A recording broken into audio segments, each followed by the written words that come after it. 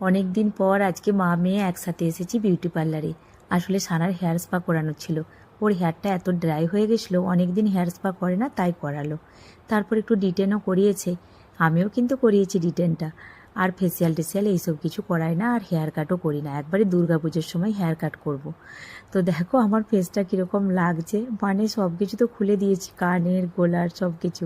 তো কীরকম বিধ্বস্ত অবস্থা লাগছিল। যাই হোক, এখন মামের পার্লারের কাজ কমপ্লিট হয়ে গেছে। সানা বলল, মামি চলো একটু পানিপুরি খাই। আসলে নাস্তা খাওয়ার সময় হয়ে গেছে, বাবু আসতে আর ওই 10-15 মিনিটের মতো বাকি, ওরও বাস চলে আসবে। তো বাবুর জন্য এখান থেকে কিছু নাস্তা নিয়ে নেবো। সানার কিন্তু 1 প্লেট পানিপুরিতে ওর পেটটা ভরে না, ওই জন্য আবার 1 প্লেট সেও পুরির পার্সেল করে নিল। তারপর একটু চিজ স্যান্ডউইচ নিয়ে নিলাম। এই যে বাবু এখন বাস থেকে নেমে পড়লো, তবে হালকা হালকা বৃষ্টি হচ্ছিল। বাবুর জন্য 1 প্লেট পানিপুরিও নিয়েছি। আসলে কি বলো তো, ওদের অল্পতে পেট এখন ভরছে না।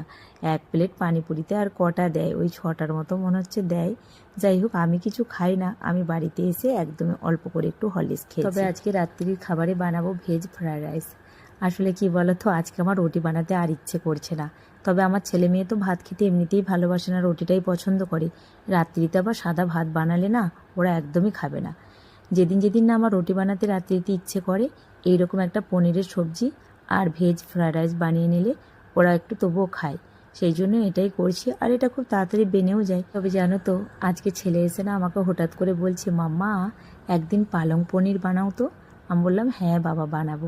আসলে কি বলো তো, পালং পনিরটা আমি খুব একটা বানাই না, কেন জানি না। আমার ব্যক্তিগত পালং পনির আমার খেতে একদম ভালো লাগে না, যে কারণে আমি খুব একটা বানাই না। আমার ছেলের আবার খাওয়ার খুব শখ। যাই হোক, দেখি অন্য কোনো দিন একদিন বানিয়ে দেবো। যাই হোক, এখন খিদে পেয়েছিল, আমরা আমাদের প্লেটটা রেডি করে নিয়েছি। আজকে আসি, টাটা।